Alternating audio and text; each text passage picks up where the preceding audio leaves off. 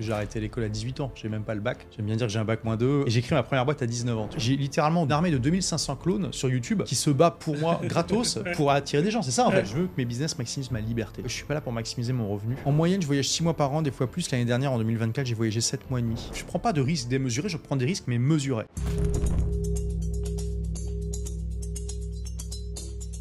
Deviens visible. Bienvenue dans le podcast qui parle de singularité et de personnes qu'on pense invisibles mais qui sont hyper visibles et qui font de belles choses. J'ai la chance de recevoir Olivier Roland. Si tu ne le connais pas, honte à toi. Non, je plaisante. Si tu ne le connais pas, en fait, on va échanger sur son parcours, son histoire surtout.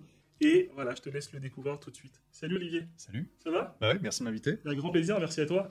Olivier, on va rentrer dans le vif du sujet. J'ai une question que je vais me poser tout de suite. C'est quelle est la singularité, quelle est la chose qui s'est passée dans ta vie, dans ton enfance ou dans ton adolescence qui fait l'entrepreneur que tu es aujourd'hui?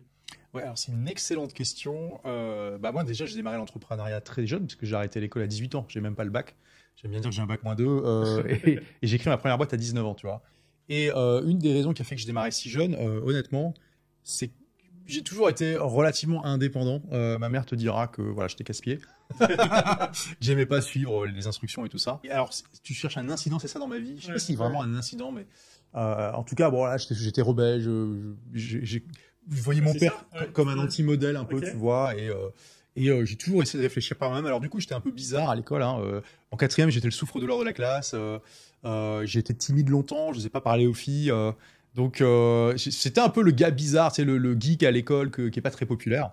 Ce qui a ses inconvénients bien sûr, mais ça a aussi ses avantages, c'est que du coup, ça m'a appris à penser en dehors de la boîte et à pas être trop sensible à suivre le courant majoritaire, en fait, tu vois.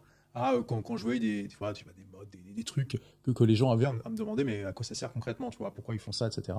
Et avoir les choses de manière peut-être un peu plus neutre et du coup à pouvoir agir aussi de manière un peu plus différente de ce que font la majorité des gens. C'est très intéressant en fait. Je te pose cette question parce que j'ai l'impression que les gens sont dans leur zone de génie quand, en tout cas, il y a quelque chose qui s'est passé dans leur enfance, dans l'adolescence, qui font que ces personnes-là, aujourd'hui, quand elles s'accrochent à ça, tu vois. Et c'est un peu le tas. Tu m'as parlé de rebelle, de la personne qui était différente. Et dans le microcosme, en tout cas entrepreneurial, tu es des premières personnes à t'être lancé dans l'entrepreneuriat, à parler de blog, dans l'infoprenariat, pardon, oui. À parler de blog, tu vois. Et c'est un peu ce côté rebelle qui était différent des choses. Comment tu te dis, j'aimerais bien que tu parles un petit peu de cette époque-là. Comment tu dis, ok, aujourd'hui ça a l'air hyper simple, on dit oui, mais bien sûr, évidemment, c'est un blog, mais à l'époque, quand tu parlais de ça, comment tu te dis, ok, je vais promouvoir un blog et ça va intéresser des personnes et c'est par ça qu'on va pouvoir faire du business. Tu vois ce que je veux dire? En fait, j'ai réalisé sur le terrain à quel point le business model d'avoir, donc c'est un blog, mais aussi l'écosystème, la chaîne YouTube et tout ça, mais pas pour, comme le font les influenceurs, les youtubeurs, etc., pas pour gagner de l'argent avec la pub et les placements de produits, mais en vendant ses propres produits, c'était plus intéressant. Parce que donc, j'avais créé mon troisième blog, des livres pour changer de vie, qui a commencé à avoir du succès, alors que les deux premiers, c'était plutôt moyen, voire un échec. Et en fait, j'avais 500 visites par jour. J'ouvre ma liste email, il y a 300 personnes qui s'inscrivent, je fais un sondage pour savoir comment les aider, puis ils me disent en gros, on aimerait créer notre entreprise, mais on procrastine. Aide-nous. Donc j'ai créé ma première formation, tu vois, qui s'appelait Agir et réussir sur le sujet. Et d'un seul coup, je fais un lancement qui fait passer le chiffre d'affaires du blog de 300 € en pub à 3000 € par mois. Et quelques mois plus tard, je fais un plus gros lancement de ce même produit avec des partenaires. Et là, d'un seul coup, le chiffre d'affaires est passé à 14 000 €. Donc déjà, je fais waouh, quand même. Là, c'est un vrai chiffre d'entreprise, tu vois. Et là, je vois Éric Dupin, qui était un des papes du blogging de l'époque, avec son blog Presse Citron. Il écrit un article où il partage ses résultats. Et il dit, je fais 30 000 visites par jour. Donc là, mon blog était passé à 30 000 visites par mois. Donc déjà, il avait 30 fois plus de trafic que moi. Et il dit, c'est trop génial, parce que je fais 6 000 € par mois. Et là, je me dis, waouh, j'ai 30 fois moins de trafic que lui, et je fais plus de 2 fois son chiffre d'affaires. Et c'est là, en fait, que j'ai réalisé, parce que je n'avais pas compris, que ce business model que j'avais mis en place, notamment en étant aidé par un consultant marketing puis par d'autres choses, en fait, était ultra performant par rapport à ce que tout le monde faisait en France, tu vois, à ce moment-là, même en francophonie. Et c'est comme ça que je me suis dit, il faut que je l'enseigne, c'est pas possible, parce que si t'es le pape du blogging qui a des résultats comme ça, les autres, c'est encore pire. Extraordinaire, oui. Bah ouais. Donc là, c'est là que j'ai lancé ma première ma formation sur l'infoprenariat qui s'appelait Blogueur Pro, qui s'appelle maintenant Business Libre. Et ça a été un carton, quoi. Ça a été un carton parce que j'ai pu démontrer, tu vois, montrer mes chiffres et tout, à quel point c'était plus performant comme business model que celui des influenceurs. En fait. Du coup, bac -2, Comment tu arrives à... Hop, tu lances le blog. Je démarre ma première boîte à 19 ans dans l'informatique parce que je t'ai dit j'étais un geek timide et comme beaucoup de geeks timides, bah, qu'est-ce qu'on fait? On se réfugie dans l'informatique parce que ça a deux grandes qualités. Un, c'est un univers infini que tu peux explorer toute ta vie et deux, ça ne demande pas beaucoup d'interaction humaine. Donc pour les gens timides, c'est parfait. Tu vois. Et donc du coup, j'avais développé des compétences en informatique et bon, je n'étais pas complètement asocial, j'avais quelques amis quand même et avec un de mes amis, on s'est rendu compte qu'en fait, les gens nous sollicitaient régulièrement pour des problèmes qui leur paraissaient insurmontables et pour nous, on résolvait ça d'un claquement de doigts, tu vois. Et on s'est dit, tiens, comment on pourrait gagner de l'argent avec ça? Donc, on a passé une petite annonce dans le journal d'annonce local, on a vu que c'était rentable. Lui, il a souhaité faire ses études. Moi, j'ai créé ma boîte d'informatique à ce moment-là, tu vois. Donc, c'était une boîte de services informatiques au début qui a migré au fur et à mesure vers le développement logiciel parce que c'était plus intéressant et rentable. Donc, c'était une belle aventure. Mais à la base, j'avais créé cette boîte pour être libre. Tu vois, bon, déjà pour entrer dans la vie active, partir de chez mes parents, sortir du système scolaire qui m'ennuyait profondément. Mais au bout de 4-5 ans, alors c'est génial, au début, t'es tout feu, tout flamme, mais au bout de 4-5 ans, j'ai commencé à en avoir marre de travailler 60-70 heures par semaine et de prendre une semaine de vacances par an, parce que c'était mon quotidien comme l'est celui de beaucoup d'entrepreneurs. Et là, je me suis dit, ok, j'aimerais un meilleur équilibre de vie, entre vie pro et perso. Et là, je me suis rendu compte que cette boîte que j'avais créée pour devenir libre, c'était devenu une prison, en fait. Et je voyais pas comment m'en échapper. Je voyais pas comment la vendre, je voyais pas comment diminuer mon temps de travail sans mettre en péril la rentabilité. J'avais des employés, mais bon, voilà. Enfin, je me suis vraiment senti emprisonné. Et j'ai cherché comme ça une solution pendant plusieurs années. Et un jour, j'ai lu un livre qui m'a ouvert les yeux, tu vois. C'est La semaine de 4 heures de Tim Ferriss, qui, en gros, explique comment tu peux justement avoir un business au service de ta vie. Et donc là, je me prends une première baffe, boum, parce que j'adorais lire, mais je lisais que des livres de fiction. Donc là, je lis un bouquin qui, en un week-end, change ma perception de mon métier d'entrepreneur que je faisais depuis 8 ans. Et Tim Ferriss recommande à la fin de son livre, notamment un livre qui s'appelle The E-Myth, le mythe de l'entrepreneur de Michael Gerber. Je lis ce livre, donc 15 jours après, et là, boum, deuxième grosse baffe, donc j'avais les joues rouges comme ça, parce qu'en fait, Michael, il expliquait exactement quel était mon problème. Il dit, en fait, la plupart des entrepreneurs, le problème, c'est qu'ils partent de leurs compétences techniques, ce qui est bien, ce qui était mon cas, j'étais parti de mes compétences informatiques, mais ils comprennent pas que gérer un business, c'est un métier à part, et que tu peux être un bon plombier, tu peux créer ton entreprise de plomberie si tu veux, mais il faut aussi que tu apprennes à gérer ton business, la stratégie marketing, financière, mais surtout, comment tu mets en place les process et tu délègues. Et donc, il fait la grande distinction, Michael, dans son livre, entre travailler dans son entreprise et sur son entreprise. Quand tu travailles dans ton entreprise, tu accomplis les tâches du quotidien. Bah, c'est bien, mais tu vas pas scaler avec ça. Sur ton entreprise, c'est, OK, quel process je mets en place pour que ça tourne sans moi, en gros. Donc, en fait, c'est comme si tu passais de homme orchestre qui joue plein d'instruments en même temps à chef d'orchestre, où tu n'as plus besoin de jouer d'un instrument et tu fais en sorte que tout le monde joue en harmonie. Quand je dis tout le monde, c'est l'équipe, mais aussi les process, les automatismes sur les IA, par exemple, aujourd'hui et tout ça. Et donc là, j'ai compris mon problème et je me suis dit, OK, je veux créer un business web parce qu'il y a beaucoup plus de facilité d'automatisation qui soit au service de ma vie, qui notamment me permettent d'accomplir mon rêve qui était de voyager, quoi. Parce que là, forcément, en faisant une semaine de vacances par an, j'étais limité à l'Europe. Enfin, tu vois, ça n'avait pas de sens d'aller au Japon pour une semaine, quoi. Et là, j'avais découvert des blogueurs américains que j'aimais beaucoup. Je me suis dit, mais je vais créer des blogs, tu vois. Donc, j'ai créé un premier blog, Technosmart, qui était sur l'informatique. Gros échec. Ça m'intéresse. Spoiler alerte. Échec. Il y a des gens qui se posent cette question, ils disent, oui, j'ai échoué, et ils s'arrêtent. Justement, hop, voilà. Gros échec, pourquoi? Et comment tu t'es dit, OK, c'est pas grave, je relance un deuxième? Ouais, en fait, j'ai vu ça à chaque fois comme une expérience. Et tu vois, c'est comme ma première boîte, je l'ai pas créée sur un coup de tête comme ça. D'abord, on a fait une expérience en passant une petite annonce dans un journal d'annonce local. Ça nous avait coûté quelque chose comme 10 €. Okay. Ça nous avait rapporté 800 € en un mois. Donc, c'était rentable, tu vois. Ouais, très rentable. Oui. 80, ouais. Et tu vois, ça, c'est vraiment une philosophie que j'ai toujours eue. C'est que je planche pas, je prends pas de risques démesurés, je prends des risques, mais mesurés. Et ça veut dire quoi? Ça veut dire, en gros, je me pose la question, quelle est l'expérience que je peux mettre en place qui va pas chambouler ma vie? J'ai pas besoin d'arrêter mon boulot ou mes études ou quoi que ce soit, mais qui va me montrer si oui ou non mon idée est bonne. Tu vois, ou si je suis Don Quichotte qui prend les moulins à vent pour des géants. Et donc, là, cette annonce, elle avait été le test. Et là, du coup, je me suis dit, je vais créer mon blog à temps partiel tout en gérant ma boîte à côté. Dans le pire des cas, j'aurais perdu du temps, mais pas de l'argent. Tu vois, ça va pas mettre en péril ma vie ou mon business. Donc c'était pas grave parce que je me suis dit, OK, ce blog n'a pas marché, très bien. Le deuxième blog que je créais, c'était Habitudes Zen, qui est toujours existant aujourd'hui et qui était une traduction en fait d'articles d'un blog américain qui s'appelle Zen Habits, parce que son blogueur Leo Babauta a mis tous ses articles en ce qu'il appelle copyleft, c'est dans le domaine public, chacun peut l'utiliser comme il veut. Okay. Donc ça commençait à marcher, mais j'étais frustré parce que c'était pas ma voie. Et c'est là où j'ai eu l'idée du fameux blog qui m'a amené au succès, qui est Des livres pour changer de vie, parce que j'ai fait ce constat, comme je te l'ai dit, je lis 2 livres en 15 jours qui changent complètement ma perception d'un métier que je pratiquais depuis 8 ans. Et là, je me dis, mais c'est n'importe quoi. J'adore lire, j'ai jamais lu de livres pratiques et de business. C'est quand même dommage. Et là, je me suis rendu compte de l'erreur magistrale que j'ai faite, qui était de ne pas lire des livres de business alors que je suis entrepreneur, tu vois. Et là, je me suis mis en quête des meilleurs livres de business du monde. Je suis tombé sur une liste qui s'appelle le Personal MBA qui recensait ses meilleurs livres et tout ça. Et là, je me suis dit, si j'ai fait cette erreur, probablement je suis pas le seul. Ouais. Il y a probablement des milliers de personnes, voire plus, qui font cette erreur. Donc je vais créer un blog qui va partager les meilleurs livres comme ça.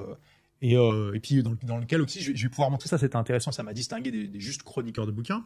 C'est que j'ai dit, je vais lire des livres du personnel MBA. Je m'étais donné l'objectif d'en lire 52 en 52 semaines. Okay. Et je vais les appliquer dans mon business parce que c'est ça la différence. Je suis entrepreneur. Donc je vais lire des trucs et les mettre en place. Et je vais pouvoir partager si ça marche ou pas.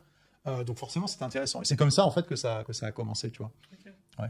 Et à quel moment tu donnes t'as l'intelligence de te dire, là je lance ce deuxième business, c'est pas terrible, ok, je vais switcher pour les livres, tu vois, quel a été le déclic, le moment où tu te dis, ouais, ça je vois pas, je vois pas une croissance dedans.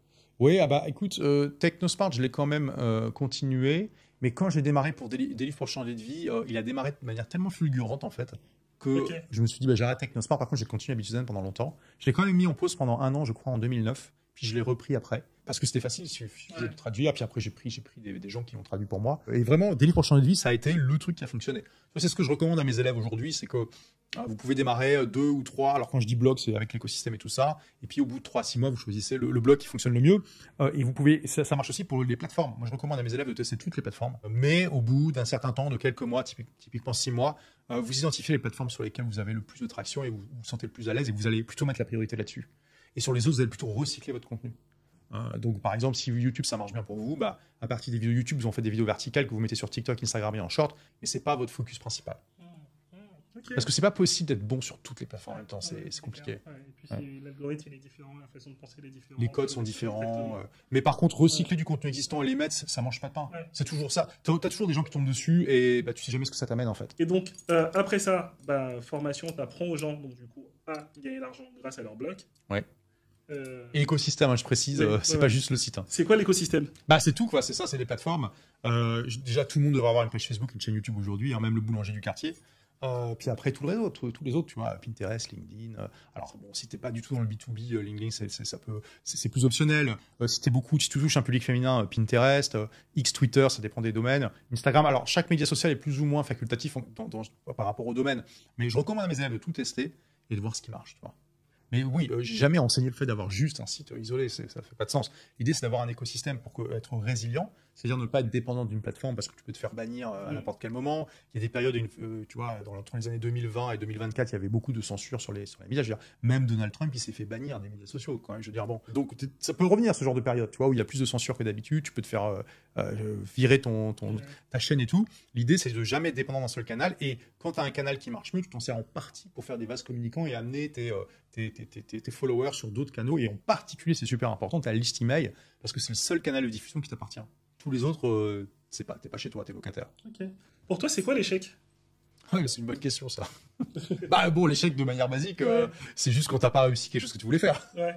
Après, il y a différentes manières de le prendre émotionnellement et psychologiquement et même rationnellement. C'est sûr que c'est important de pas se faire arrêter par ces échecs.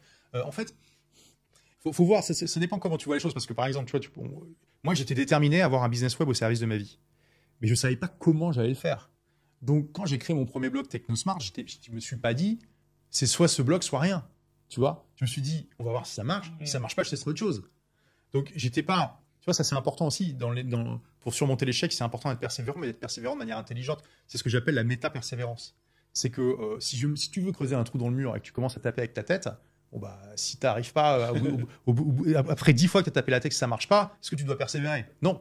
Enfin, tu dois juste méta-persévérer, c'est-à-dire tu gardes l'objectif mais tu changes la méthode. C'est qu'a priori, ça ne marche pas ta méthode, tu vois. Donc, l'échec, c'est peut-être soit de confondre l'objectif avec la méthode que tu utilises, ou alors d'arrêter simplement trop tôt, effectivement. Je te pose cette question parce que tu dis que tout le monde n'a pas la chance de rater ses études. C'est ça, hein ? C'est le titre de mon premier livre. Exactement. Et donc, avec cette philosophie, raté, échec, pourquoi tout le monde, bien sûr, aller acheter le livre, aller le voir, en quoi, tu vois, si c'est pas un échec, en fait, vu que tu n'as pas la chance de rater tes études, donc en fait, tu n'as pas échoué. En quoi, si c'est pas un échec de ne pas avoir raté ses études ? Déjà, le titre est un peu provoque, c'est ce qu'on demande à un bon titre, c'est qu'il te donne envie de prendre le livre, tu vois, dans les mains pour voir de quoi ça parle. Ensuite, je suis quand même d'accord avec le message du titre. Si vous n'avez pas eu la chance de rater vos études, donc vous avez réussi avec vos études, c'est bien. Je suis pas en train de dire que c'est mauvais, mais je pense qu'il y a une décorrélation de plus en plus importante entre les études qu'on fait aujourd'hui et ce qui nous permet d'avoir une vie libre, heureuse et épanouie. Quand je demande par exemple à des entrepreneurs, j'ai fait beaucoup de fois le sondage, est-ce que vous faites aujourd'hui, est-ce que votre business a quelque chose à voir avec vos études?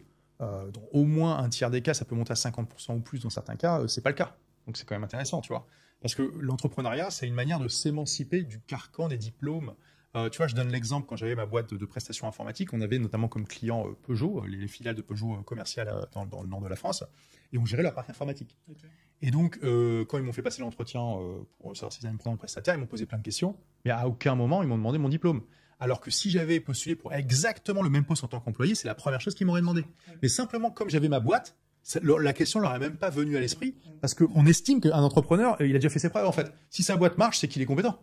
Donc, tu vois, en fait, l'entrepreneuriat permet de contourner ce vieux système de bout de papier qui est censé montrer tes compétences. Alors, sauf dans des secteurs régulés comme la médecine et la loi, mais c'est moins d'1% des possibilités de business. Donc, au final, l'entrepreneuriat, c'est une excellente manière de démontrer tes compétences par toi-même.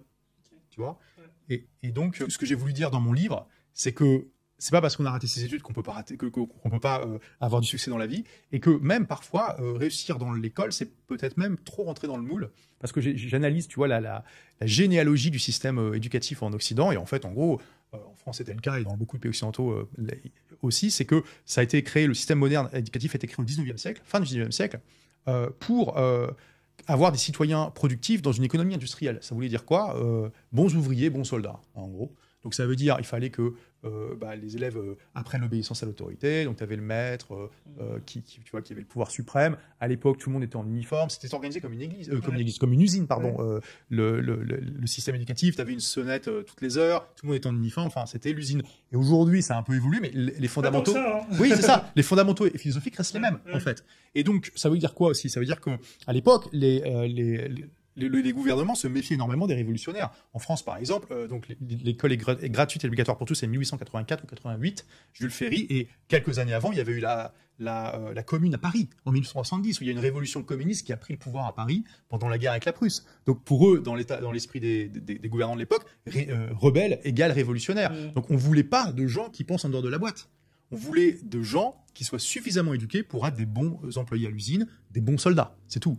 Donc tous les gens qui naturellement pensent en dehors de la boîte, sont iconoclastes, créent leur propre chemin dans la vie, on n'en voulait pas, tu vois.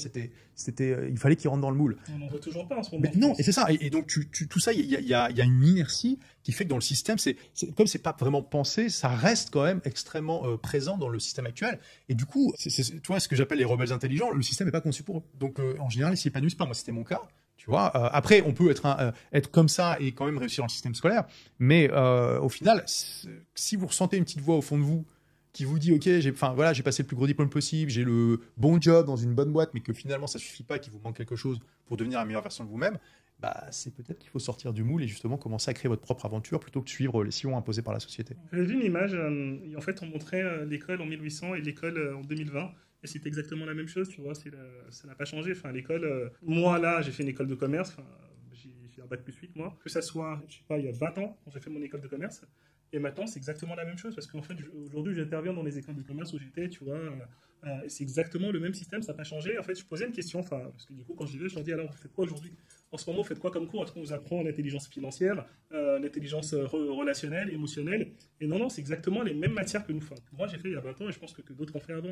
Et c'est assez drôle, en fait, de dire dans le système où, en fait, je pense que tout est fait pour te dire, tu ne dois pas sortir des cases, parce que sinon, tu poserais problème. Et d'ailleurs, on en parlait en off, mais moi, je le dis, en France, on est dans un système où on paye beaucoup trop d'impôts, tu vois. Enfin, c'est assez incroyable. Oui. Tout ce qu'on doit donner à l'État, en fait. Donc, le système, il n'est pas fait du tout pour les entrepreneurs, tu vois. Au contraire. Non, exactement, ouais. Oui, et tu vois, c'est aussi un des reproches que je fais, c'est comme tu l'as dit, le système devient de plus en plus obsolète parce qu'il évolue très lentement, alors que le monde, lui, avance à super vite aujourd'hui. Et tu vois, on est censé, l'école est censée préparer les élèves pour le monde de demain, alors qu'il les forme avec une philosophie héritée du 19e siècle, avec du savoir encore considéré comme précieux, alors qu'aujourd'hui, n'importe qui avec un téléphone peut y accéder en 3 secondes, et n'enseigne pas des compétences extrêmement importantes comme celles que tu as nommées. Je rajouterais, on peut passer 20 ans sur les bancs de l'école, ils ne nous apprennent jamais à apprendre. C'est aberrant, mais bon. Par cœur, Pas d'éducation financière, donc ok, on te dit lire La Princesse de Clèves. ouais. Comme ça, tu as une connaissance sur le mouvement des précieuses au XVIIe siècle, génial. Ben oui, mais derrière, tu sais pas gérer ton budget, tu sais pas investir. Tu as plus d'1 million de personnes qui sont en situation de surendettement en France. Peut-être qu'il y en aurait moins s'il y a eu des cours à l'école là-dessus. Enfin, on t'enseigne pas l'entrepreneuriat. Les profs, de toute façon, en général, sont complètement largués par rapport à l'entrepreneuriat et tout ça, tu vois. Donc bon, enfin, c'est quand même dommage, tu vois. Et puis, tout le monde est d'accord pour dire que, par exemple, parler anglais, c'est super important. Il y a que 19% des Français qui disent être capables de faire une conversation dans cette langue. C'est une catastrophe. C'est clair. Je veux dire, bon, enfin, ça, c'est un méga échec du système scolaire en France, tu vois. Et il y en a plein d'autres. Donc, clairement, il y a une inadéquation de plus en plus importante entre les besoins de la société et puis ce que fait l'école. Et toi, du coup, qu'est-ce que tu as fait? J'aime bien parler de filouterie. Qu'est-ce que tu as mis en place qui t'a permis aujourd'hui de réussir, d'être indépendant, de pouvoir voyager partout, enfin, tu vois, de pas être, comment tu disais ça, dans ton business Oui, d'être sur le business plutôt que voilà, dans. exactement. Qu'est-ce que c'est? Comme filouterie? Oui. Je veux dire comme hack? Ouais, comme hack, qu'est-ce que tu as mis en place, tu vois? Ok, c'est une bonne question. Alors, est-ce que c'est une vaste question? Si tu avais 3 actions, tu trouves, voici les 3 actions que j'ai mis en place qui ont fait qu'aujourd'hui je suis libre, en fait. Oui. Tu me dirais quoi? Ok, donc déjà, avoir un business au service de sa vie, la première étape, c'est de le vouloir, hein, ça c'est sûr, et de comprendre sa distinction dans et sur, et d'essayer un maximum de travailler sur l'entreprise plutôt que dans. Et vraiment, créer une entreprise numérique, ça facilite énormément les choses. On peut avoir un business au service de sa vie avec une boîte normale, juste pour donner un exemple simple, même si vous avez, je sais pas moi, une entreprise de plomberie, vous pouvez embaucher des gens et puis juste la gérer et puis même prendre un gérant et puis vous donner juste le propriétaire, en gros, par exemple. Mais c'est plus simple avec une boîte numérique parce que il y a énormément de choses qui sont faites par les prospects et les clients sans que vous ayez à intervenir. Par exemple, sur ma chaîne YouTube, j'ai plus de 2500 vidéos. Là, en train de se parler, il y a des centaines de gens qui sont en train de regarder une de mes vidéos à ce moment-là et j'ai pas besoin d'être là. Automatisation. Voilà. Et tu vois, j'aime bien dire, en fait, à chaque fois que tu crées du contenu sur le web, tu crées un clone de toi-même qui va se battre pour toi 24 heures sur 24, 7 jours sur 7 pendant les mois et années à venir. Là, j'ai littéralement une armée de 2500 clones sur YouTube qui se bat pour moi gratos pour attirer des gens. C'est ça, en fait. C'est tu vois donc, c'est beaucoup plus simple avec le numérique. Et donc, quand tu as compris ça, tu essaies de mettre en place un maximum d'effets de levier numérique. Et tu vois, c'est pour ça aussi, quand tu recycles ton contenu sur d'autres médias sociaux, ça ne mange pas de pain, tu crées des clones de toi-même. C'est incroyable. On ne pouvait pas créer de clones de toi-même jusqu'à récemment, tu vois. Donc, il faut profiter, c'est magnifique, il faut avoir la gratitude pour ça. Donc, voilà, premier axe, c'est la numérisation et bien comprendre ses avantages. Ensuite, le mode de travail asynchrone. Donc, c'est comme ça que mon entreprise est organisée. Jusqu'à récemment dans l'histoire, si vous voulez faire du business, il fallait communiquer de manière synchrone. Tu parlais en temps réel avec les gens dans la même pièce. Avec le téléphone, bon, tu pouvais parler en temps réel avec des gens pas dans la même pièce, mais il fallait parler en temps réel. Aujourd'hui, c'est moins important. Donc, dans mon business, on n'a pas d'horaire de bureau. Les gens peuvent se lever à 6h du matin et faire leur miracle morning ou se lever à 14h du matin, c'est OK. Nous, tout ce qu'on demande, c'est que les tâches soient faites en temps et en heure. Chacun s'organise comme il veut. On décourage activement les appels téléphoniques et les réunions. C'est pas interdit, mais vraiment, on essaye d'en faire un minimum. Et on utilise plutôt un logiciel, donc nous, on utilise Asana, qui est un logiciel de gestion de tâches et de projets, et qui permet à l'entreprise de communiquer de manière asynchrone. Si par exemple, j'ai besoin qu'un membre de mon équipe fasse quelque chose, je crée une tâche dans Asana, je lui donne une deadline, je lui dis, est-ce que tu peux faire ça? Puis voilà. Et c'est génial aussi, tu as les tâches récurrentes qui ont lieu toutes les semaines, tous les mois. Et ça, Asana gère ça magnifiquement. Et rien que ça t'enlève un demi-manager au minimum, tu vois. Donc, asynchronicité. Puis la troisième, c'est vraiment l'expatriation. Alors là, c'est incroyable parce que c'est aussi la liberté que te donne un business web. Elle te donne une liberté géographique incroyable. Et c'est la liberté non seulement de voyager, mais aussi d'aller vivre à l'étranger. Et ça, c'est exceptionnel parce que, et ça, c'est le sujet de mon deuxième livre qui sort là. Voilà, c'est que en fait, quand tu fais ça, tu te libères de ce que j'appelle la tyrannie de l'endroit. Et tu fais une transition absolument incroyable. Tu passes d'un modèle où tu es tributaire d'un monopole de services de gouvernance. En gros, tu es pogné, comme disent les amis québécois, avec l'État de ton territoire. Et s'il est mauvais ton État, tant pis pour toi. À un modèle où, comme tu peux choisir où tu vas aller vivre, tu deviens client dans un marché de juridiction. Tu vois, et c'est la même transition que ce qu'ont vécu les citoyens des pays de l'Union soviétique quand leur pays s'est ouvert au communisme. Ils sont passés d'un modèle où ils devaient faire la queue peut-être 1 heure pour aller chercher un pain de mauvaise qualité, où ils n'avaient pas le choix, c'était un seul type de pain, puis c'était pas content, c'est pareil. D'un seul coup, ils avaient accès au supermarché capitaliste, et là, c'est des dizaines et dizaines de variétés de pain d'une qualité vraiment top, et qui attendent pour eux, c'est pas eux qui attendent pour avoir le pain, tu vois. Et là, c'est la même chose. Tu passes, voilà, tu subis un monopole de gouvernance, tant pis pour toi s'il est mauvais ton état, et là, tu peux choisir la meilleure combinaison de qualité de vie, coût de la vie, soleil et faible impôt et bon service de gouvernance parmi des dizaines et des dizaines de juridictions qui littéralement te déroulent le tapis rouge pour t'attirer. Mais ta famille, elle est où? Elle est en France. Et ça te manque pas de pas être proche de ta famille, de pas pouvoir... Après, tu me diras que tu peux voyager autant de fois que tu veux, mais je veux dire, si par exemple, tu as envie de passer un week-end, tu veux voir ta ta mère, ton père et repartir, ça, c'est pas des choses qui te manquent? Alors, je les vois plusieurs fois par an parce que je viens quand même en France de temps en temps. Et puis, en fait, j'ai résolu le problème, c'est que tous les 2 ans, je les invite, tout frais payé. On prend des vacances, donc on a fait la Grèce, le Portugal, le Maroc, la Suisse, tu vois. Ok. Jamais en France, hein, je les invite toujours dans un pays pas loin, mais tu vois, sympa. Et voilà, il y a ma mère, mes frères, leurs conjointes, les enfants. Et c'est génial parce qu'on passe 2 semaines ensemble et ça crée des souvenirs fantastiques, en fait, tu vois. Donc ça compense largement. Et tu vois, tu peux être créatif comme ça. Donc c'est pas un souci pour moi du tout. Pourquoi tout le monde n'a pas eu la chance de quitter son pays? Enfin, c'est quoi le... Donc le titre, c'est Tout le monde n'aura pas la chance. Pardon. Ouais, il est au passé pour le premier et au futur pour le deuxième. Ok, Ouais. tout le monde n'aura pas la chance. Ok, pourquoi tout le monde n'aura pas la chance de quitter son pays? C'est quoi le but de ce livre et quel est le message que tu aimerais apporter avec ça? Alors, j'essaie vraiment d'analyser en fait. Je pense qu'on est en transition d'un monde à un autre en fait. L'ordre du monde est en train de changer et en fait les États sont en train de se faire disrupter par Internet et la mondialisation. Donc j'analyse le phénomène, je montre comment ils sont en train de réagir et comment tu peux tirer ton épingle du jeu dans ce monde nouveau. Parce que, par exemple, tu vois ce que je fais là, ce que tu pourrais faire si tu le voulais aussi, être capable de choisir parmi des dizaines de juridictions, celle qui m'apporte le meilleur rapport qualité-prix, c'est profondément disruptif pour les États. Les États-nations modernes n'ont pas été conçus avec ce genre de possibilités en tête parce que jusqu'à récemment dans l'histoire, l'écrasante majorité de la population était liée au territoire. La population était immobile. Tu vois. Et là, aujourd'hui, je vais à Dubaï, qui m'offre un rapport qualité-prix incomparablement supérieur à celui que la France peut m'apporter. Et au final, la France a perdu non seulement le revenu fiscal que je génère, mais aussi l'activité économique que je peux générer ici, les influences et tout ça. Et bien sûr, je suis juste un exemple parmi tant d'autres, mais aujourd'hui, il est estimé qu'il y a 35 millions de nomades numériques dans le monde. Donc ça commence à être une population absolument conséquente. Il faut quand même comprendre qu'il y a plus de 50% des pays qui ont moins de 10 millions d'habitants, hein, donc c'est quand même pas rien. C'est juste une des nombreuses disruptions qui mine, en fait, qui sape la puissance et même la légitimité des États-nations aujourd'hui. Donc tout le monde n'aura pas la chance de quitter son pays. Pourquoi? Parce que en gros, les États vont avoir 2 grandes manières de répondre à ce phénomène. Soit ils vont faire un changement de paradigme qui va être extrêmement compliqué dans beaucoup de pays, et notamment la France sera probablement un des pays où ça sera le plus compliqué de faire ce changement de paradigme, c'est d'arrêter, de voir leurs résidents moins comme des contribuables, mais plus comme des clients. Et deuxième voie, c'est la tentation du modèle à la chinoise, c'est-à-dire surveillance numérique de plus en plus dystopienne de la population et contrôle des gens. Et ça veut dire quoi? Ça veut dire que je pense que plus tu attends pour partir, et plus ça va être compliqué. Parce que les États vont essayer de te retenir dans leurs filets fiscaux. Et on le voit aujourd'hui. Comment tu vois, par exemple, en France, il y a eu des débats sur est-ce qu'on impose les Français sur leur passeport. C'est-à-dire que où qu'ils soient dans le monde, on les impose parce qu'ils voient bien que c'est un problème aujourd'hui, qu'il y a de plus en plus de gens qui s'en vont, en fait. C'est les exit taxes. C'est la TVA où on te demande de la payer où est le client et pas où est l'entreprise. Et tous ces phénomènes-là montrent qu'en fait, on essaie de te mettre des bâtons dans les roues pour pas que tu puisses partir, en fait.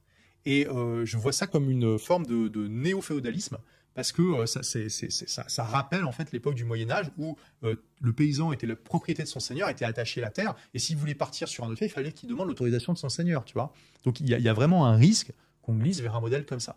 Mais de ce que tu dis, donc si on prend en compte cela, tu vas être taxé sur ton passeport, peu importe où tu seras. Ouais. Donc enfin, je veux dire, si tu pars ou pas, ça sera la même chose. Alors, c'est intéressant parce que donc cette imposition sur le passeport, aujourd'hui, le seul pays occidental qui le fait, c'est les États-Unis. D'accord? Donc les Américains. C'est déjà en place. Ah oui, depuis la guerre civile américaine, donc ça date pas d'hier. En gros, si tu es américain, que tu as fait 30 ans que tu vis plus aux États-Unis et que tu vis n'importe quoi au Portugal, c'est pas grave, tous les ans, tu dois remplir ta déclaration d'impôt au fisc américain. Et alors, ils déduisent quand même les impôts que tu as payés au Portugal, hein, mais si jamais tu dois des impôts aux États-Unis, tu dois payer. Je vais te donner un exemple emblématique d'un personnage connu, mais cet épisode n'est pas très connu. Boris Johnson a vendu, donc à l'époque il était maire de Londres, hein, il a vendu sa résidence principale à Londres. Bon. Puis il n'a pas payé d'impôt dessus parce qu'en Grande-Bretagne, tu n'as pas d'impôt sur les gains de capitaux sur ta résidence principale. Sauf qu'il avait oublié un détail, il fallait qu'il paye son impôt aux États-Unis. Okay. Et là, si tu te dis, mais attends, je ne comprends pas, Boris Johnson, il est britannique, il a vendu un bien en Grande-Bretagne, pourquoi il doit payer un impôt aux États-Unis? Eh bien, figure-toi que Boris Johnson, il a joué de malchance. Il a eu une épée de Damoclès au-dessus de sa tête depuis le jour de sa naissance. Pourquoi? Parce qu'il a eu la malchance de naître à New York. Okay. Pourquoi? Uniquement parce que ses parents étaient en train de faire leurs études à ce moment-là à New York. Okay. C'est tout. Il y a zéro autre raison. Il est littéralement resté 3 mois sur le territoire américain, donc ses parents rentrent en Grande-Bretagne.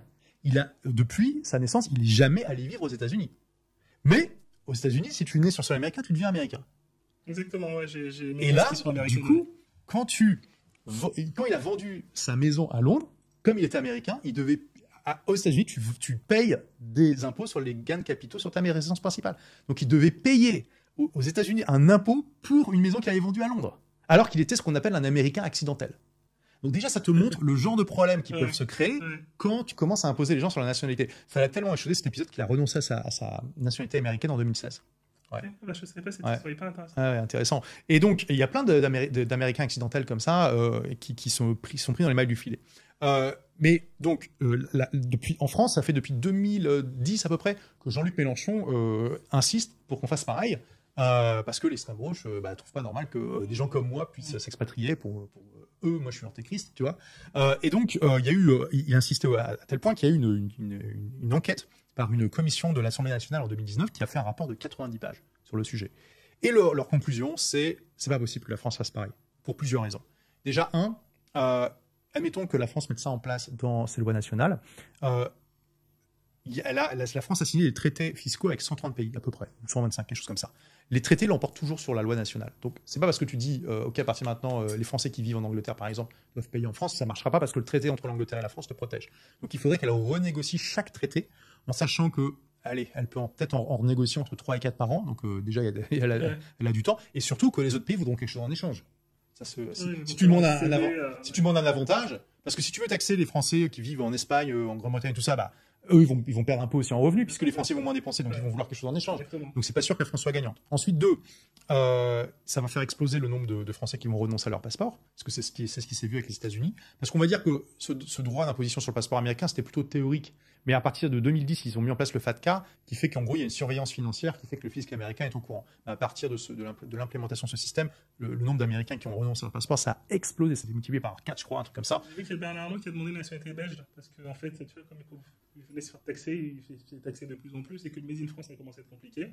Il a demandé la nationalité belge, et il aura la nationalité. Je pense, forcément, il a les moyens et le réseau pour, parce qu'il veut quitter la France et délocaliser toutes ces usines qui sont en France, qui créent d'emplois en France, en Belgique. Alors, tu vois, ça amène le troisième point, c'est que ça ne serait pas compatible avec le droit de l'Union européenne. Donc, même si c'est mis en place, admettons, ça marchera dans le reste du monde, mais pas dans l'Union européenne, ce qui fait quand même 26 pays avec autant de failles potentielles que tu peux utiliser. Et donc, un hack possible, ça serait ce que fait Bernard Arnault ici, c'est que tu vas vivre dans un autre pays de l'UE, suffisamment longtemps pour demander le passeport de ce pays. Dès que tu l'as, tu renonces à ton passeport français. Et en tant que citoyen de l'Union, tu peux toujours aller vivre et travailler en France, mais tu n'as plus ce problème. Donc, au final, c'est contournable. Ensuite, la France est quand même moins puissante et influente que les États-Unis, donc c'est pas si facile. C'est pas sûr qu'elle arriverait à mettre ça en place et à faire appliquer son droit, tu vois. Et puis, puis ce serait injuste au final parce que tu demandes à des gens qui littéralement ne profitent plus des infrastructures et du service public de continuer à contribuer. C'est un peu bizarre quand même comme concept. T'as plus accès aux routes, aux hôpitaux, aux écoles, pourquoi tu dois continuer à payer, tu vois. Donc, par contre, le rapport dit que des formes de taxation plus subtiles peuvent être possibles. Donc, en Espagne et au Portugal, il y a une liste noire des paradis fiscaux, dont Dubaï fait partie, par exemple. Et si, en tant que citoyen espagnol ou portugais, tu vas vivre dans un de ces pays-là, pendant 5 ans, tu dois continuer à payer tes impôts, en théorie, en Espagne ou au Portugal. Okay. Ça, c'est une possibilité. Il y a la possibilité d'augmenter l'exit tax, tout simplement, ou de la durcir. Et sinon, donc il y a une tentative, je ne sais pas si tu l'as suivi, mais les médias en ont beaucoup parlé l'année dernière, d'imposer les Français sur leur nationalité. Il y a un amendement qui avait été adopté en commission, mais bon, c'est pas arrivé à l'Assemblée. Mais c'était une forme très très faible d'imposition sur la nationalité. C'était en gros, si ça fait moins de 7 ans que tu as quitté la France et que tu vas dans un pays imposé à moins 50% de la France, tu dois continuer à payer l'IR et d'autres impôts. Sauf que bon, déjà c'est annulé par les traités fiscaux, c'est annulé par l'Union européenne, et puis c'est créé avec les pieds parce que 50% d'impôts en moins, ça veut dire quoi? Déjà, comment tu calcules? Par exemple, tous les pays n'ont pas les mêmes périodes. En Angleterre, l'année fiscale, elle démarre en avril. Donc déjà, comment tu calcules? Tu regardes la tranche d'imposition supérieure, tu regardes la moyenne, tu regardes le pourcentage de prélèvement obligatoire par rapport au PIB. Bon, c'est un truc c'était laisse-bouffe écrit avec les pieds juste pour faire de la com. Mais il y a quand même des risques, tu vois, qu'il y ait des mécanismes qui soient trouvés pour entraver, tu vois. Je pense que clairement, l'imposition sur le passeport en tant que tel que les Américains le pratiquent, c'est pas possible. Mais voilà. Mais admettons qu'ils le fassent, si, ça sera possible quand même de s'échapper en renonçant à son passeport. Mais pour ça, il en faut un deuxième, évidemment. Moi, on me pose souvent cette question, tu sais, les gens me demandent, je vois la possibilité de partir comme toi, mais je vais au contraire, moi j'adore payer mes impôts. Alors, tu adores payer tes impôts? Non, j'adore pas payer mes impôts, j'adore payer mes impôts en France, pour la simple et bonne raison que moi j'ai une maladie génétique, Je suis soigné en France. Déjà, je ne peux pas aller ailleurs. Enfin, peut-être aux États-Unis, en Suisse, peut-être, tu vois. Ah En bon? termes de. Je me suis pas posé la question, mais en fait, en France, on a la sécurité sociale. Moi, j'ai une injection qui me coûte 1500. Enfin, qui me coûte. Non, qui me coûte pas, qui coûte à l'État français 1500 € par semaine. Donc, pour moi, je trouvais que c'était juste un petit peu de rendre un petit peu ce que je prends à l'État français en disant, OK, je vais payer mes impôts ici. Je crée de l'emploi ici. J'ai mes employés, j'ai mes salariés, j'ai une équipe ici et je contribue. En fait, je fais le calcul dans le chapitre 6 de mon livre. Et en gros, si tu veux sortir 100 000 € de bénéfices dans ta poche, à la fin, bon, si tu te retires en salaire, tu auras payé 70% d'impôts. Si tu te retires en dividende, tu auras payé 60%. Quand tu prends tout en compte, hein, et la plupart des gens oublient des impôts dans l'histoire. Quasiment tout le monde oublie la TVA, mais c'est 20% sur quasiment tout ce que tu achètes. Hein. À part la nourriture qui a 5%, des trucs comme ça, mais faut pas oublier ça. Quoi. Ouais, mais après, la nourriture, il faut le justifier, tu n'as pas trop le droit de le faire. Je veux dire, c'est selon le secteur que tu as, ouais, c'est assez complexe. Ouais. Donc, ouais, on se fait vraiment matraquer. Et tu vois, je fais cette comparaison, je dis, on peut calculer en pourcentage ou en jours travaillés. Tu vois, si tu es taxé à 50%, tu travailles pour l'État du 1er janvier au 30 juin. Bah, à 70%, tu travailles pour l'État du 1er janvier au 15 septembre, un truc comme ça. Ça veut dire que là, par exemple, on fait cette interview, on est fin avril. Tout ce que tu es en train de faire là comme action, c'est pour l'État. C'est à partir de la fin septembre que tu vas commencer à travailler pour toi. Ouais, bah, tu vois les choses différemment, tu vois. Sur la Sécu, tu vois, dès qu'on se met à voyager, on se rend compte en fait que l'idée que la Sécu c'est le meilleur système de santé du monde, c'est vraiment faux. C'est ce qui se rapproche le plus d'une propagande stalinienne de la part du gouvernement. Bah, par exemple, à Dubaï, tu as une sécurité sociale qui est très basse. Non, mais je vais t'expliquer. Tu vois, déjà, je vais te raconter une anecdote en Angleterre, parce que j'ai vécu 3 ans à Londres. La première fois que je vais voir un médecin, tu vois, à la fin de la consultation, je lui demande combien je vous dois. Et là, elle me regarde, elle me dit, mais comment ça, combien vous me devez? Je dis, j'ai fait une consultation, je dois bien vous payer. Et là, elle rigole, tu vois, puis elle me dit, I can see you are French, tu vois, je peux voir que vous êtes français, tu vois. Elle doit se foutre de ma gueule, quoi, tu vois. Je fais quoi? Et elle me dit, mais oui, tout est gratuit en Angleterre, il n'y a pas besoin de payer, monsieur. Je fais, ah bon, d'accord. En fait, tout le système anglais est gratuit du A à Z. Il n'y a pas de tiers payant, de mutuelle et d'autres joyeusetés, tu vois. Et les cotisations sociales sont 2 fois moins chères qu'en France. Il faut se rendre compte de ça. Donc déjà, le mythe s'effondre, tu vois. Parce que dans la tête de beaucoup de Français, c'était mon cas, on se dit dans les pays anglo-saxons, au moindre rhume, il meurt dans la rue, quoi, les gars. Pourquoi ils disent que le système français est le plus... Enfin, c'est pas la France qui le dit, c'est à l'international qu'on dit que le système français Alors, il y a eu un est classement... le plus fort au monde. Il y a eu un classement début 2000 qui disait ça, effectivement. Mais déjà, c'était il y a plus de 20 ans. Et dans les faits, je veux dire, la plupart des gens qui disent ça, ils n'ont pas vraiment comparé. C'est le problème, tu vois. Par exemple, aux États-Unis, si. Alors, les États-Unis, c'est un des pires systèmes du monde parce qu'il est extrêmement cher. Mais ça c'est l'anti-modèle. Clairement, les États-Unis, c'est pas un bon modèle. Je suis pas en train de dire que tout est moins bien que la France. Je dis juste que la France, c'est pas le meilleur système du monde, tu vois. Donc, clairement, les États-Unis, c'est le système le plus cher du monde. Il est extrêmement dysfonctionnel et clairement, il y a des problèmes. Mais il y a plein d'autres systèmes que celui des Américains. Notamment en Suisse et à Dubaï, le système est similaire et il me semble très pertinent. En gros, le système de santé, c'est un peu le même système que l'assurance auto en France. Ça veut dire quoi? Ça veut dire que c'est obligatoire de prendre une assurance santé, mais que tu peux la choisir librement parmi les acteurs du marché. Donc du coup, on t'impose pas un assureur national qui, en général, comme il a un monopole, est pas très efficace, et il y a une vraie concurrence qui se fait, tu vois. À Dubaï, donc, toi, en tant qu'entrepreneur, tu es libre de choisir ton assurance. Par contre, tu es obligé d'en prendre une. Et pour les employés, en fait, l'employeur est tenu de payer une assurance santé à ses employés. Et le système de santé est incroyable. Mais je veux dire, c'est du délire. Moi, j'ai l'impression que c'est 2 gammes au-dessus de celui de la France. Enfin, c'est vraiment, les hôpitaux sont ultra modernes. T'as des mesures Dubaï. Oui, mais je veux dire, faut pas croire, tu vois, que c'est une raison pour rester en France. Alors, ton cas est un peu particulier. Et je peux comprendre que tu aies une gratitude envers la France. Par contre, je te challenge sur le fait, il faudrait que tu te renseignes, parce que tu l'as pas vraiment fait, tu vois, sur comment ça fonctionnerait dans d'autres pays. Si tu vas en Angleterre, par exemple, tu vas probablement diviser ton taux d'imposition par 2. Je pense pas que tu seras moins bien pris en charge. Hein. Donc, tu vois, il y a aussi cette notion quand même de rapport qualité-prix. Il y a plein de pays, on va pas te laisser mourir et on va te soigner à moindre coût sans te défoncer autant. Parce que la France est dans le top 3 des pays les plus taxés du monde depuis 1960. C'est-à-dire depuis le moment où on commence à mesurer, tu vois. L'année d'indépendance en Afrique, c'était vers 1960, il a fallu qu'il comble. Ah oui, d'accord, je sais pas. C'est pour ça, ouais. Donc, mais ça veut dire quoi? Tu lances une fléchette sur la carte, en gros, t'es quasiment sûr de tomber sur un pays moins taxé que la France, tu vois. Donc, faut se rendre compte de ça. Quand tu es dans le top 3 des pays les plus taxés du monde, t'es quand même en droit de te demander, est-ce que, en échange de tout cet argent que je paye, j'ai un bon service? Et je pense qu'on est de plus en plus nombreux à constater que on a un service qui se dégrade de plus en plus en France, tu vois. Moi, je pense que je suis privilégié. J'habite dans un beau quartier, travaille dans un beau quartier. Enfin, voilà, on a nos locaux dans un beau quartier. Je pense qu'on est différent du système, mais ouais, je vois ce que tu veux dire. Mais je sais pas. Il n'y a pas que la santé, il y a la retraite aussi. Ouais, mais après, tu entends ton entrepreneur, moi, je pense pas à la retraite, tu vois. Enfin, je me paye, mais je pense pas à la retraite. Enfin, c'est-à-dire que, et c'est ça ce qu'on disait aussi, c'est qu'on ne nous apprend pas à l'école à investir. Enfin, moi, j'ai mes parents qui me disaient, il faut que tu mettes de l'argent de côté. Mais moi, mon argent, il brûle. Enfin, il brûle pas sur mon compte. Enfin, sur mon compte, j'ai que dalle. Parce que je prends tout ce que je gagne et je l'investis en crypto-monnaie, en ETF, en immobilier, enfin, dans tout ce que je peux. Parce que moi, à la fin, enfin, le but, c'est, je l'ai toujours dit à mes parents, 45 ans, moi, c'est la retraite. Le but, c'est dans 5 ans.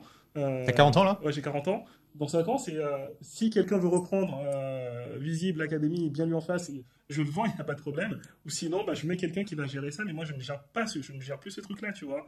Et tu vois, tu as exactement l'état d'esprit qu'il faut. Ouais. Mais du coup, le problème de ça, c'est qu'au final, tu n'as pas besoin de l'État pour ta retraite. Parce que tu comptes pas dessus. C'est clair, je compte pas du tout dessus. Oui, mais du coup, le problème, c'est qu'on t'oblige quand même à cotiser. Ça, c'est clair. Mais c'est pas normal. Ouais, mais est-ce que je paye à l'URSSAF? Est-ce que je paye pour la team? C'est hallucinant. Bah oui. C'est hallucinant. Mais non, mais le problème, c'est que quand tu regardes les chiffres, et là, vraiment, il faut juste pas faire l'autruche. Tu vois, tu regardes les chiffres, tu vois que c'est pas tenable sur le long terme. Aujourd'hui, la retraite, c'est plus autofinancé. Il faut un apport extérieur, comme la Sécu depuis des années, mais là, c'est nouveau. Et ça va aller de pire en pire. Et donc, on voit bien qu'en gros, les prédictions, c'est à peu près clair. L'âge de la retraite va augmenter. Les cotisations des gens qui payent vont augmenter. Par contre, ce que les retraités touchent vont baisser. Peut-être pas en nominal, mais en tout cas en termes de pouvoir d'achat, c'est-à-dire que ça ne va pas être valorisé autant que l'inflation. Les projections montrent une baisse claire du pouvoir d'achat des retraités sur les années et les décennies à venir. Donc le système, il est cassé. Et surtout, tu vois, je fais une comparaison dans mon livre. Je prends un smicard qui cotise sur 43 ans, c'est la durée minimum aujourd'hui. Enfin, la durée pour avoir tous tes droits. Sur 43 ans, il met à peu près 250 000 euros qu'il donne à la retraite, tu vois, enfin, qui cotise à l'État. Ça lui donne droit à 900 euros par mois. Et il a un capital de 0 au bout de 43 ans. S'il avait mis exactement la même somme dans un ETF World, qui est donc vraiment un actif ultra diversifié, c'est plus de 1400 entreprises dans 60 pays, enfin, avec des frais extrêmement minimes, je veux dire, n'importe qui peut investir là-dedans, c'est très sécurisé sur le long terme. Il aurait eu à la fin de sa vie un smicard. Enfin, au bout de ses 43 ans, il a un capital de quasiment 2 millions d'euros. Et s'il en prend 4% par an, ce qui est la norme quand tu veux prendre ta retraite à partir de son capital, il aurait 6 000 euros par mois. Ouais. Donc tu te rends compte de l'arnaque. La même somme, on parle de la même somme, mais c'est une arnaque. Et c'est un système de Ponzi en plus. Parce que ils ont choisi la répartition plutôt que la capitalisation. Mais le problème, c'est qu'aujourd'hui, on a moins d'enfants, les gens vivent plus longtemps. Ouais. Et pourtant, on part à la retraite plus tôt qu'en 1970. C'est pas logique, c'est pas tenable. Donc, au bout d'un moment, et le problème, c'est qu'on te force à cotiser à ce système. Mais non, c'est du racket. Et c'est de l'arnaque. C'est un Ponzi, le truc. Donc, tu vois, enfin, comment tu peux vouloir rester en France rationnellement quand on t'oblige à cotiser de manière très lourde à un système de Ponzi où tu vois bien que ça va droit dans le mur et qu'il va falloir réformer et que les promesses qu'on te fait, en plus, ne vont pas pouvoir être tenues. Et que tu sais, tu vois, que tu dois pouvoir te constituer ta retraite par toi-même. Mais tu vois, si tu venais à Dubaï, par exemple, en 3 ans, si tu restes que 3 ans, tu vas faire l'équivalent d'accumulation de 9 ans de capital en France. Ah oui? Bah oui. Parce que tu vas passer une taxation de 60 à 70% à moins de 10%. Tu vois, moi, j'ai passé 6 ans et demi à Dubaï. J'estime, alors, parce qu'il y a aussi le fait que comme tu as investi au début, plus, tu as les intérêts composés qui jouent pour toi. Mais en 6 ans et demi, j'ai fait l'équivalent de 25 ans d'accumulation de capital en France. Ça va très vite. C'est énorme. Donc, tu pourrais même dire, OK, je vais à Dubaï 3 ans pour booster ma retraite et je reviens. Alors, par contre, t'as pas d'enfants? Non, mais j'ai beaucoup d'amis qui ont s'expatriés des enfants. Moi, c'est pas une excuse. Moi, la deuxième raison pour laquelle je suis en France aussi, donc la première, c'est le niveau de santé. La deuxième, c'est avec mes enfants. Tu vois, en fait, j'aimerais donner une éducation. En France, enfin, à Paris, en tout cas, tu as des musées. Tu me diras à Dubaï aussi, c'est sûr. Mais à Paris, tu as ce côté très culturel qui est très fort. Et en fait, j'aimerais les éveiller, tu vois, avant de partir peut-être à l'étranger. Je me m'interdis pas de partir à l'étranger, tu vois. Enfin, le but, c'est dans 5 ans, moi, de prendre ma retraite. Je m'interdis pas de le faire. Mais il y a cette chose où... et puis, il y a les opportunités. Tu es à Paris, moi, je suis rive gauche. Tu t'assieds dans un café, à côté, t'as quelqu'un qui paye pas de mine, qui est là. Et en un coup de fil, en fait, il t'a débloqué des situations que jamais tu n'aurais pu avoir, tu vois. Donc, il y a aussi ce... Peut-être que tu l'as à Dubaï, peut-être que c'est une fausse réalité que j'ai, en fait, de me dire que peut-être qu'à Dubaï, il n'y a pas ça. Mais tu vois, en fait, je trouve ça intéressant aussi, le fait d'avoir ça en France, en tout cas à Paris. Alors, déjà, il n'y a pas que Dubaï. Bon, moi, je suis à Dubaï, donc je parle plus de ça. Mais bon, déjà, Dubaï, aujourd'hui, c'est un mastermind automatique permanent. C'est un plus gros hub pour les infopreneurs francophones que Paris. C'est du délire. On est des centaines et des centaines. Tu fais un brunch, tu fais une activité et tu rencontres des gens incroyables et même des entrepreneurs. Tu vois, le dernier brunch, là, il y a 2 semaines où je suis allé, il y avait un gars qui avait une entreprise qui était cotée en bourse, qui avait fait des centaines de millions d'euros de chiffre d'affaires, tu vois, qui était venu s'installer à Dubaï. Enfin, c'est incroyable. Mais au-delà de ça, pose-toi la question, tu vois. Le monde est vaste. Après, je veux dire, il y a des vraies raisons de rester en France. Je suis pas en train de dire que tout le monde doit partir, hein. Mais je donne mes arguments. Comme ça, chacun peut décider. Chacun peut décider. Les enfants, tu vois. Ouais. Sur les enfants, justement. Les emmener vivre à l'étranger, c'est une des meilleures expériences d'ouverture d'esprit que tu peux leur donner. c'est juste incroyable. Ils découvrent une nouvelle culture, de nouvelles manières de fonctionner. Et puis, en fonction des pays où tu vas, ils peuvent même apprendre une nouvelle langue sans effort, sans qu'ils aient l'impression de faire d'efforts. C'est une des meilleures compétences à donner. C'est un des meilleurs cadeaux à leur donner, tu vois. Donc, oui, tu peux avoir ça ailleurs. Et oui, non, ce que je voulais dire, je me rappelle maintenant, ce serait quand même étonnant, tu vois, que parmi tous les vastes endroits du monde, il y a beaucoup d'endroits possibles dans le monde, que l'endroit qui représente la meilleure combinaison de qualité de vie, de coût de la vie, de soleil, d'exotisme et d'impôt bas pour toi, ça soit, comme par hasard, l'endroit d'où tu viens, tu vois. Bon, dans ton cas, c'est pas là, ou l'endroit où tu es actuellement. Parce que, est-ce que tu as vraiment regardé toutes les opportunités qui s'ouvrent à toi, tu vois. Dubaï n'est pas fait pour tout le monde. Il y en a qui vont pas aimer. Mais tu pourrais, alors jusqu'à récemment, par exemple, tu avais un statut, alors il n'existe plus, mais qui s'appelait le NHR au Portugal, qui te permettait en gros de transformer le Portugal en paradis fiscal. Donc je veux dire, le Portugal, excellent exemple de pays européens avec un climat incroyable, une nourriture incroyable, beaucoup de culture, où tu pourrais, tes enfants pourraient apprendre le portugais, et où tu pouvais vraiment littéralement payer très peu d'impôts. Aujourd'hui, tu as d'autres pays en Europe où tu peux te retrouver avec des situations fiscales légères. Sinon, tu peux aller, je sais pas moi, au Costa Rica, au Panama, des pays comme ça aussi exotiques qui peuvent représenter une expérience intéressante. Après, voilà, si tu cherches la culture en tant que telle, il y a vraiment beaucoup d'options, tu vois. Il n'y a pas que, enfin, il y a pas que la France. Et c'est sûr que la France, c'est de la culture. Mais c'est intéressant, en fait. Je pense que c'est un débat, ça a du sens. En tout cas, il y a un intérêt à se poser la question. Moi, ce que j'aimerais que les gens comprennent aujourd'hui, c'est que c'est bien aussi de voir ce qui se passe à l'étranger. Je pense que tu as raison de créer cet écosystème et en tout cas d'ouvrir un petit peu les chakras aux personnes pour y aller. Pour moi, je dirais que quand vous avez un système qui ne fonctionne pas, prenez le risque d'y aller, de tenter. Et quand vous avez aussi, en tout cas ça c'est comment moi je le vois, et quand vous n'avez pas d'attache, prenez aussi le risque d'aller à l'étranger. Après, les inconvénients, c'est que voilà, si votre système il fonctionne, ou si vous avez une attache, si vous avez une insécurité au niveau santé, pour moi la France ça reste la meilleure des options à aller. Mais c'est sûr que financièrement, et là je te rejoins, si je réfléchissais financièrement pur, je me poserais même pas la question, je serais parti à l'étranger depuis hyper longtemps. Ça c'est moi, je suis d'accord. Ouais. Moi, ce que je dis du coup, c'est qu'il n'y a pas vraiment de raison rationnelle de rester. Par contre, il y a des raisons émotionnelles. C'est surtout des raisons émotionnelles. Dans ton cas, c'est un peu différent. Parce que franchement, je suis sûr que tu peux trouver des pays qui vont te donner exactement les mêmes avantages en termes de santé, mais à moindre coût. Il faudra que... T'as planté une graine. T'as planté une graine. Bon, ben c'est chouette. Qu'est-ce que tu dirais à une personne, enfin à la personne qui devrait lire ce livre? Pourquoi elle devrait lire ce livre?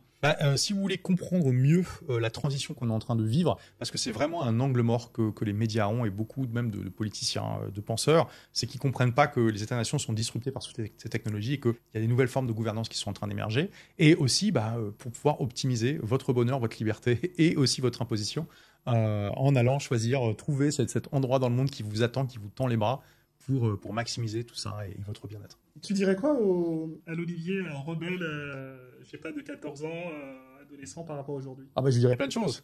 Mais bon, je suis quand même relativement content de mon parcours, donc je sais pas si je changerais grand-chose. Je lui dirais investis dans les bitcoins dès que tu entends parler de ça. Mais ça, c'est facile, parce que bon... Et je lui dirais continue comme ça, parce que bon, là, tu es en train de souffrir en ce moment, mais tu sauras pourquoi plus tard. Okay. C'est quoi ton actualité des prochains jours? Enfin, il y a le livre, bien entendu. Ouais, c'est ça. Je vais surtout me focaliser. Là, je suis à Paris pour accompagner la sortie du livre. On a fait une belle dédicace hier. Donc, dans les prochains jours, c'est ça, ouais. Pourquoi, enfin, on va parler de stratégie, en fait, de secret. Pourquoi demander à ton audience, enfin, je sais que toi, dans tes lancements, tu aimes bien faire participer ton audience, notamment sur la couverture, l'ensemble de choses. Pourquoi tu fais ça? Donc, en fait, il y a deux effets qui se coulent au fait de demander à l'audience de participer, puisque donc, effectivement, je leur demande de l'aide pour choisir le titre et pour choisir la couverture. Le premier effet intéressant, c'est que ça permet de s'assurer qu'on colle à la réalité du terrain, tu vois. Qu'on n'a pas choisi un titre qui parle à personne, une couverture qui ne plaît pas, etc., etc. Et puis deux, ça implique l'audience, en fait.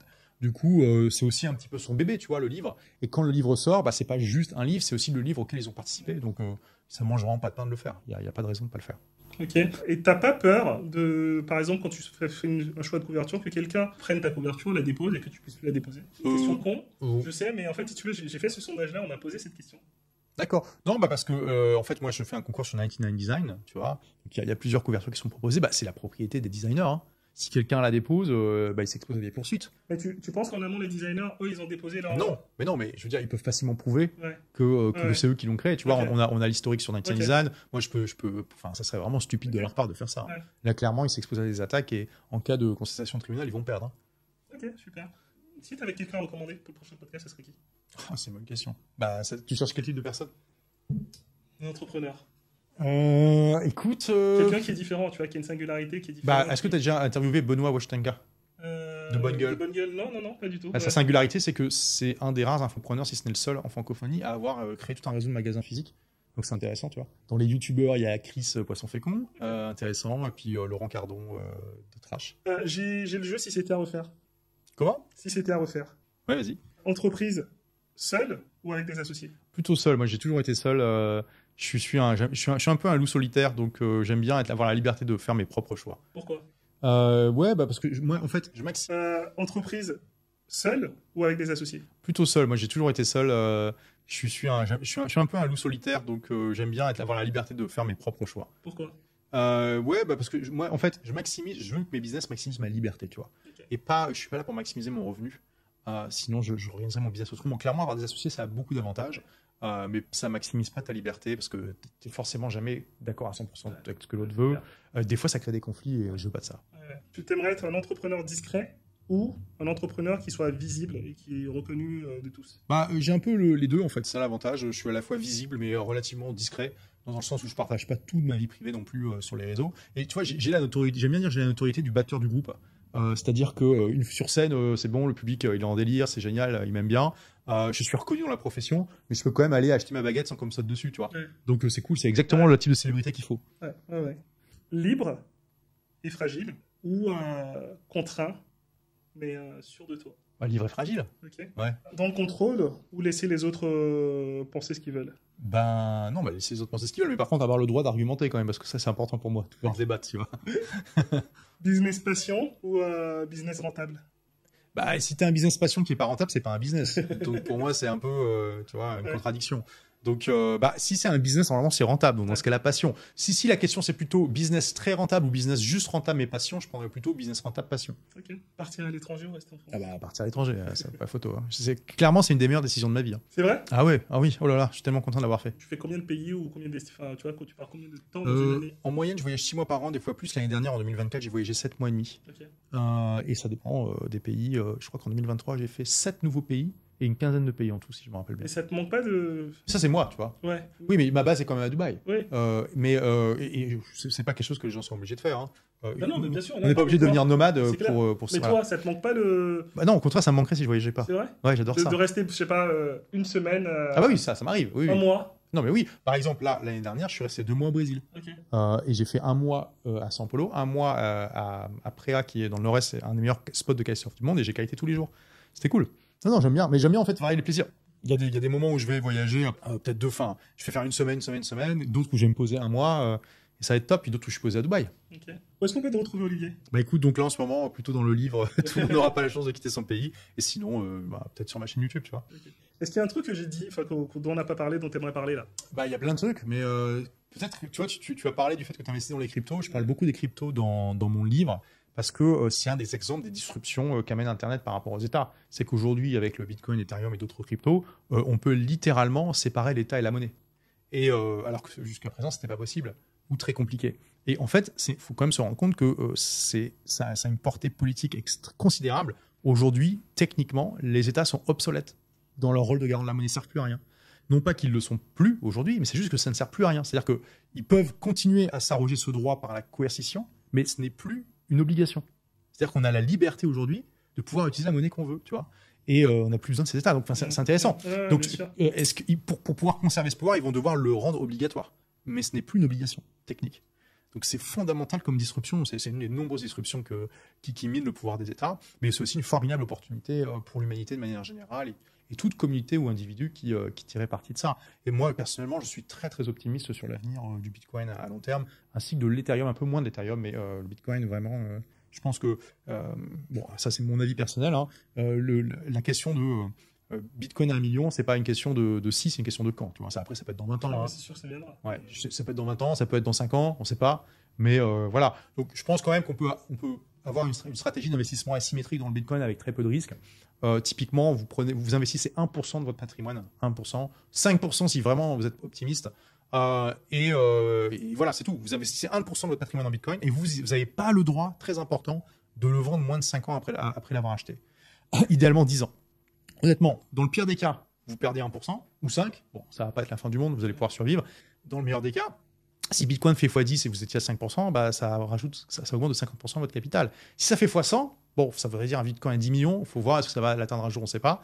Ça doublerait votre capital, quoi. Enfin, c'est du délire. Donc. Pour une personne typique, en termes de chiffre, tu recommanderais d'investir combien en Bitcoin par mois? On va dire que le salaire moyen en France, je crois, c'est 2500, 3000, j'en sais rien. 1% du patrimoine, donc, ou 5%, tu vois. Une personne qui nous regarde aujourd'hui, qui n'a pas fait d'investissement. Du tout, bah déjà, il faut qu'elle s'y mette. Ouais, Investir, voilà. franchement, déjà investir dans un ETF World, ça fait sens. MC World, par exemple, ce dont je parlais tout à l'heure, c'est vraiment un actif ultra diversifié. Mais sur le long terme, par contre, il faut avoir la bonne psychologie. C'est-à-dire Je que, vais pas y toucher. voilà, quand il y a un crack, c'est très important, il faut voir que ça comme les soldes. Et pas comme, oh mon Dieu, je panique, je dois vendre. Ça, si vous avez cette psychologie-là, n'achetez pas de la bourse, ok? Au contraire, c'est là où il faut investir. Voilà, là, par exemple, il y a eu des plaintes soubresauts avec Ouais. Trump. C'est maintenant qu'il faut acheter, quoi. Enfin, bon, après, vous investissez un petit peu tous les mois ou tous les ans éventuellement, et vous avez un horizon à 20 ans, typiquement, comme ça, vous êtes à peu près tranquille. Donc, je sais pas, si vous mettez 200 euros par mois, bah, si on prend la règle des 5%, ça voudrait dire 10 euros par mois en Bitcoin. Moi, personnellement, j'en mettrais un petit peu plus, tu vois. Ouais, c'est clair. Ouais, mais bon, c'est pour rester conservateur, tu vois.